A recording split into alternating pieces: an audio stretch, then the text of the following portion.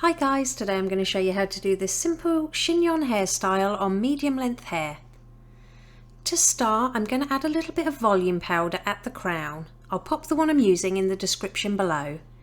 Then I'm gently going to back comb the crown, just the bottom inch or so, for a little bit of extra height, but you can skip this step if you don't like back combing. Flip it all back and smooth out the top layer. And then I've added some spray wax to control any flyaways. And I'm just going to gather that back combed crown area to the back of the head and secure it into a little ponytail. Now you can leave this smooth if you prefer, but I like a little bit of texture, so I'm gently going to pinch and pull at the crown area with my fingers. Next, I'm going to take all the hair from about 2 inches behind the ear forwards on both sides. And I'm going to bring both of these sections over the top of that little ponytail and join them together to make another little ponytail. Pop your fingers behind that ponytail and pull the ends through to create a twist. Then gently pinch and pull at both sides of the twist for a little bit more volume. Divide the remaining hair in half and just secure each side into a low ponytail.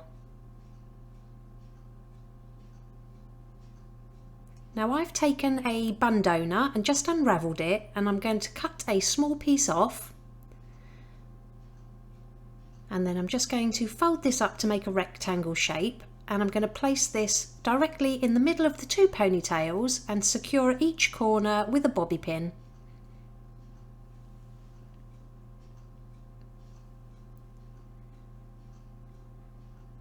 Now, starting with the left hand ponytail, I'm going to bring it over to the top right hand side of that padding, smoothing it with a comb as I go, and I'm going to add a clear elastic band on the end, but on the last turn only pull it part way through to create a loop. And I'm just going to take that loop and tuck it behind the top right hand side of that padding and secure with a bobby pin.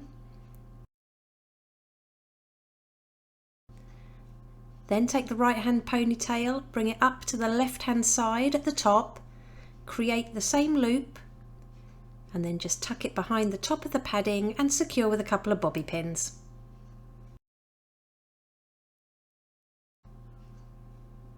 And it really is that easy. Here's the finished look. If you liked it, please give it a thumbs up and don't forget to subscribe for more tutorials.